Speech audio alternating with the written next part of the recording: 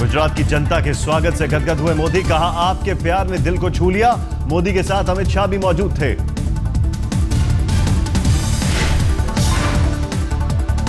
मोदी को याद है मुख्यमंत्री काल के दिन। कहा, गुजरात के 14 साल के अनुभव से चला रहा हूं दिल्ली की सरकार।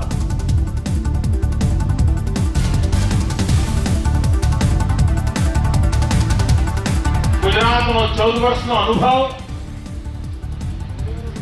આપ સૌ સાથીઓ પાસેથી કરેલું કામ, એના કારણે શીખેલી બાબતો, સંગઠનમાંથી જે પ્રાપ્ત કર્યું એ બધી બાબતો આજે દિલ્હીમાં મને સરકાર ચલાવવામાં ખૂબ મદદરૂપ થાય। गुजरात में मोदी ने बीजेपी के पूर्ण बहुमत का जिक्र तो किया, लेकिन उपचुनाव के नतीजों पर थामी चुप्पी।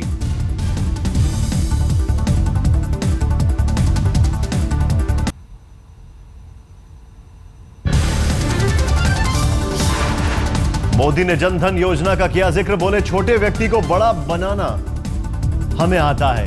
जब छोटे व्यक्ति आगे बढ़ेंगे तो देश बढ़ेगा।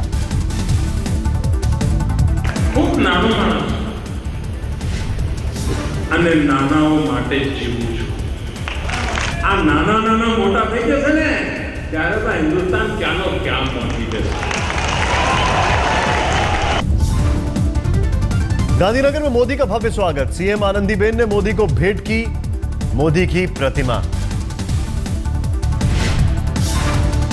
गुजरात की जनता को मोदी ने दिया भरोसा। कहा, दिल्ली में भले हूं पर आपकी हमेशा रहती है फिक्र।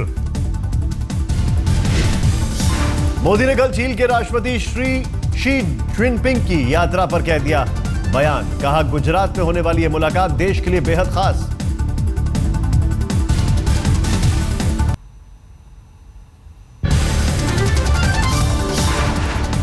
पीएम मोदी ऑस्ट्रेलिया के प्रधानमंत्री टोनी एबॉट से फोन पर की बात। एबॉट ने भारत दौरे के दौरान दिखी गर्मजोशी के लिए प्रकट किया आभार। जम्मू कश्मीर में आपदा पर व्यक्त की संवेदना। मोदी ने भी कहा, एबॉट ने जीता भारतीयों का दिल। एबॉट ने दिया भरोसा। कहा, नवंबर में मोदी के जोरदार स्वागत की बाट जोड़ रहा है ऑस्ट्रेलिया। G20 बैठक के बाद होगा मोदी का दौरा। उपचुनाव में बीजेपी को यूपी में लगा तगड़ा झटका। 11 विधानसभा सीटों में से 8 पर एसपी का कब्जा। बीजेपी ने 3 सीट जीती।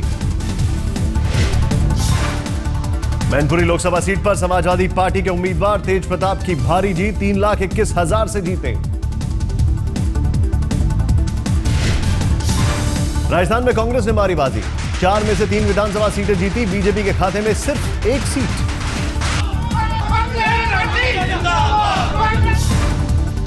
गुजरात विधानसभा की 9 सीटों में से 6 सीटों पर बीजेपी का कब्जा। कांग्रेस ने 3 सीटें जीती। गुजरात की वडोदरा लोकसभा सीट बीजेपी ने जीती, जबकि तेलंगाना की मेडक सीट पर टीआरएस का फहराया परचम।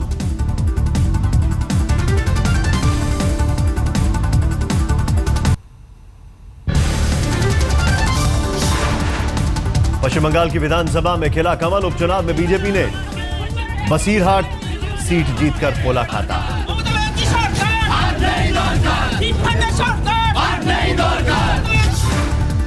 पश्चिम बंगाल में चौरंगी सीट तृणमूल कांग्रेस ने जीती। 2 सीटों पर हुए उपचुनाव में तृणमूल और बीजेपी 1-1 से बराबरी पर। असम की 3 विधानसभा सीटों में से 1 बीजेपी, 1 पर कांग्रेस का कब्जा। 1 सीट अन्य के खाते में। उपचुनाव की मतगणना में त्रिपुरा और सिक्किम की 1-1 विधानसभा सीट के भी आए नतीजे। त्रिपुरा की सीट लेफ्ट के हिस्से में गई। सिक्किम में जीता निर्दलीय उम्मीदवार। यूपी में बीजेपी के करारी शिकस्त पर बोले यूपी बीजेपी अध्यक्ष लक्ष्मीकांत वाजपेयी। कहा, आशा के विपरीत आए परिणाम, करेंगे विचार।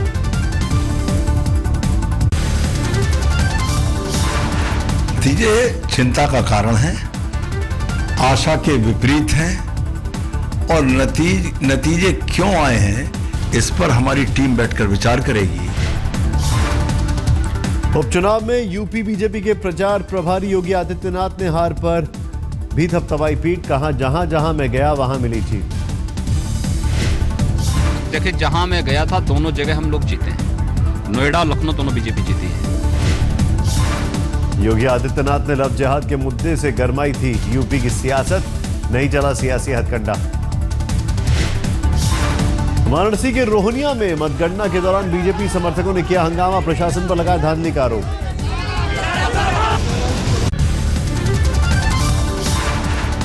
यूपी में उपचुनाव के नतीजों से समाजवादी पार्टी के बल्ले बल्ले कार्यकर्ता मना रहे हैं जश्न।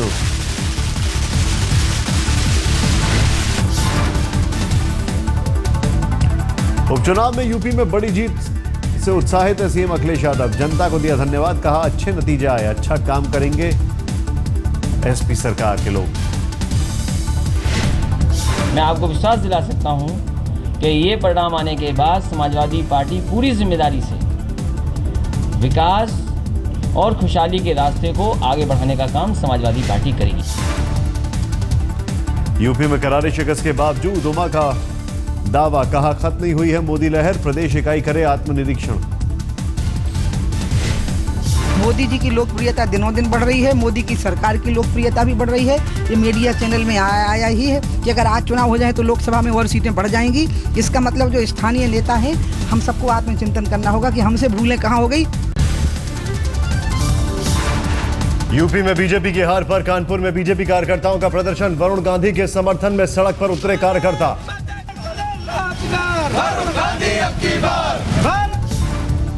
बीजेपी कार्यकर्ताओं ने वरुण की उपेक्षा का लगाया आरोप, जमकर की नारेबाजी, कहा जनाधार बढ़ाने के लिए वरुण को सौंपनी होगी कमान।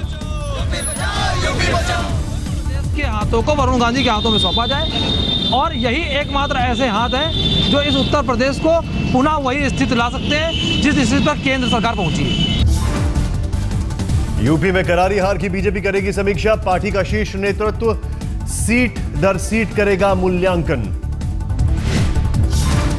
सूत्रों के मुताबिक बीजेपी अध्यक्ष अमित शाह को थी यूपी में बेहतर नतीजों की उम्मीद, महीने के अंत में करेंगे हार की समीक्षा।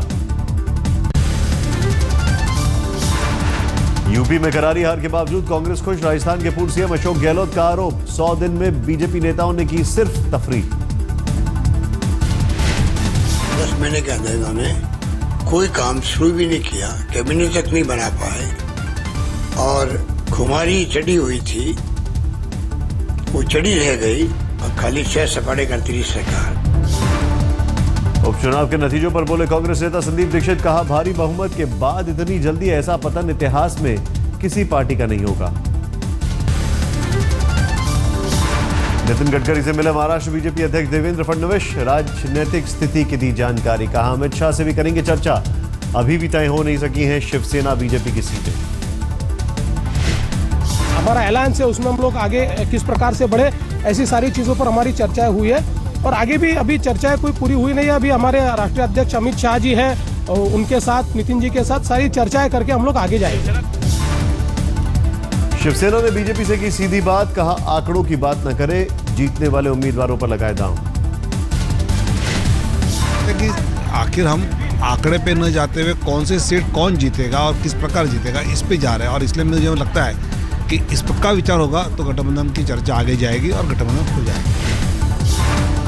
कल बीजेपी ने समझौते का भेजा था नया फॉर्मूला, 125 सीटें बीजेपी, 145 सीटें शिवसेना और 18 सीटें अन्य को देने का था सुझाव। उद्धव ठाकरे से मिले आरपीआई अध्यक्ष रामदास अठावले, कहा गठबंधन का मजबूती से जुड़े रहना जरूरी। रामदास अठावले ने उपचुनाव के नतीजों का दिया हवाला, कहा आसान नहीं है हमारी लड़ाई, साथ मिलकर ही लड़ना होगा। रूडी ने किया दावा, हरियाणा और महाराष्ट्र में बनेगी बीजेपी की सरकार।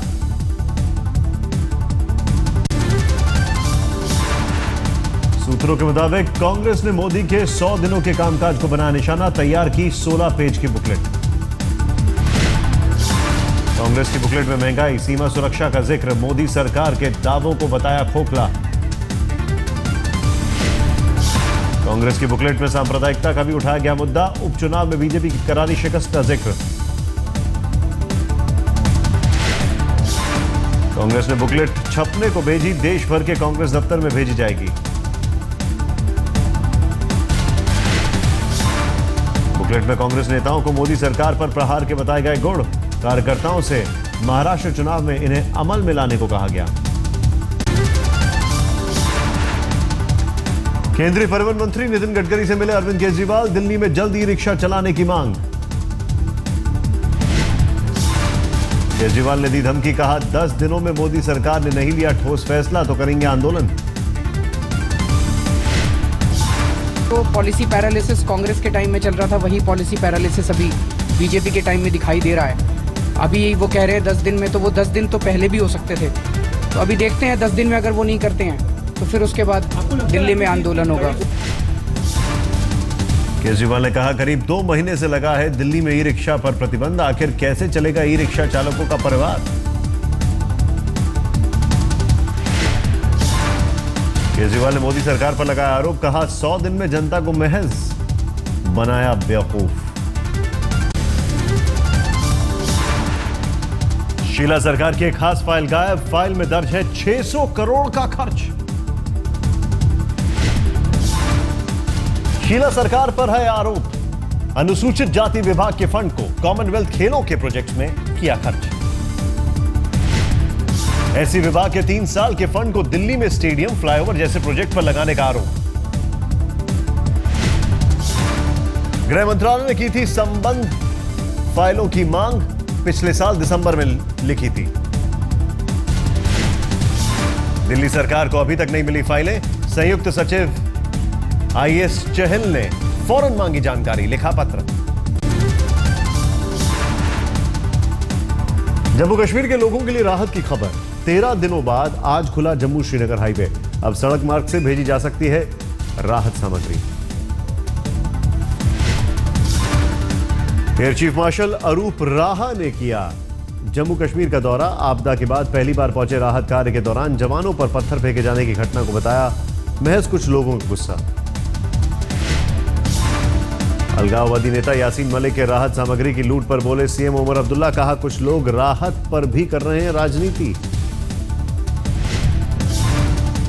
इस मुश्किल की घड़ी में भी हम इंसान कम और सियासतदान ज्यादा रहे, हमारी इंसानियत पता नहीं कहां मर गई है। उमर अब्दुल्ला ने कहा आपदा से कश्मीर में करीब 50 लोगों की मौत हुई, कहा करीब 200 लोग आपदा में मारे गए। अमेठी में नहीं थम रहा राजघराने का विवाद, आज मीडिया से रूबरू हुई संजय सिंह की बेटी सौम्या सिंह। सौम्या ने पिता संजय सिंह पर लगाया उपेक्षा का आरोप, अमिताभ मोदी को ठहराया जिम्मेदार। फोन पे बात तक नहीं की है। जब मेरी बेटी हुई, उसके होने का यहाँ फंक्शन हुआ सामने हीराकुंज में, उस एक बार के अलावा वो लोग ना आए हैं और ना उन्होंने बात की। दिल्ली में आनंद विहार बस अड्डे के पास एक शव पेड़ से लटका रहा, दिल्ली और गाजियाबाद की पुलिस सीमा विवाद में उलझी रही।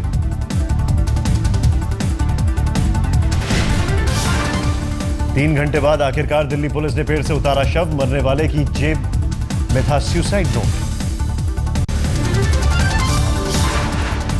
दिल्ली के एसआरसीसी कॉलेज में हुआ पीसी ज्वेलर्स और मेल टुडे का कार्यक्रम। आई एम शक्ति, लड़कियों ने ड्रामे के जरिए सीखे आत्मरक्षा के तरीके।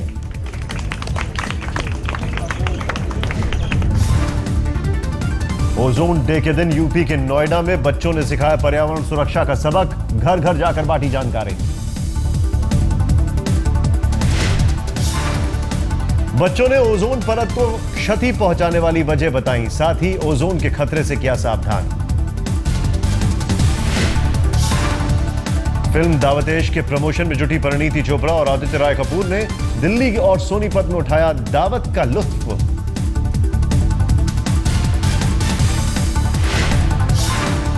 दिल्ली में मिरांडा हाउस और सफदरजंग ढाबे पर दावत के बाद परिणीति ने सोनीपत में ढाबे पर चखा लजीज खाने का मजा। मेक्सिको में ओडल तूफान ने मचाया कहर, बाजा कैलिफोर्निया प्रायद्वीप में कई पेड़ जड़ से उखड़े, दुकानों होटलों को भारी नुकसान। अमेरिका के डलास में बड़ा सड़क हादसा, फ्लाईओवर पर पलट कर लटका ट्रैक्टर ट्रॉलर, घंटों बंद रहा हाईवे। लॉन्च होते ही छाया एप्पल के आईफोन 6 और 6 प्लस का जादू, पहले 24 घंटे में रिकॉर्ड 40 लाख बुकिंग।